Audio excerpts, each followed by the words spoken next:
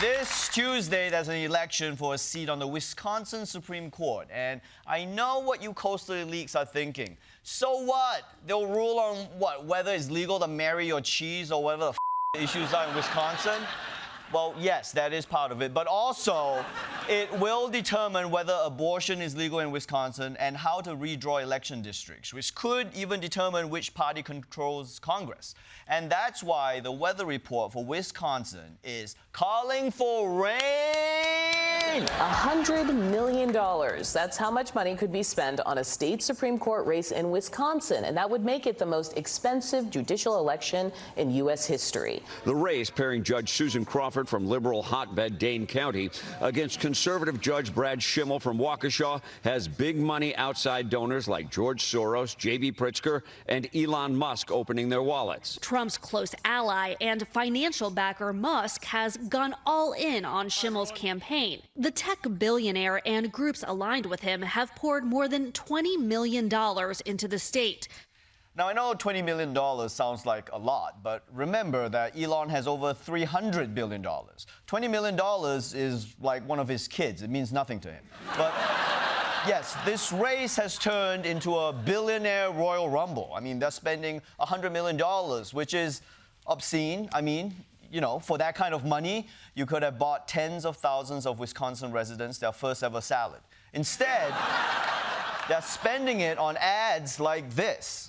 This street's like any other in Wisconsin, but the new neighbor is a pedophile, thanks to Judge Susan Crawford's sweetheart sentence. How corrupt is Brad Schimmel? Schimmel gave a plea deal to a man caught with child porn. Crawford let the predator out in just 4 years. Brad Schimmel let a sex predator loose on our kids. Letting the rapist walk free. While rapists walk free. Called Crawford's negligence utterly disgusting. That's disgusting. Criminals are praying Susan Crawford gets elected. If you want them to be safe, don't vote for him.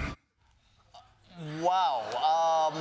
Why is SVU wasting its time in New York? I mean, you got at least 20 seasons down there in Wisconsin. I mean, if you got this many pedophiles in Wisconsin, maybe the problem is Wisconsin. Because for me watching this on the outside, I'm like, should the rest of us put a wall up around Wisconsin to keep all the pedophiles in there? I mean, I know it will trap the kids in there too, but the kids are probably also pedophiles, so it should be fine. I mean, there's so many pedophiles that if you want to win, you should probably be making pro-pedophile ads. Because it seems like it's a big constituency over there. Like, why don't you do some outreach? But hey, I guess this is the story of American elections. Way too much money paying for way too many negative ads. In fact, Elon Musk is spending so much money on attack ads, he's not even paying attention to who the ads are attacking. An attack ad against Supreme Court Justice candidate Susan Crawford is using a picture of a different Susan Crawford. An ad launched by a group backed by Elon Musk instead used a picture of Susan P. Crawford, who's a Harvard University law professor. Okay, to be fair, if I'm ever talking to a white woman over 50 and I forget her name, I just call her Susan Crawford, and I'm usually right like 80% of the time. But hey, maybe Elon just needs glasses. I mean, it could change everything. He'd be like, oh my God, that Cybertruck looks like shit.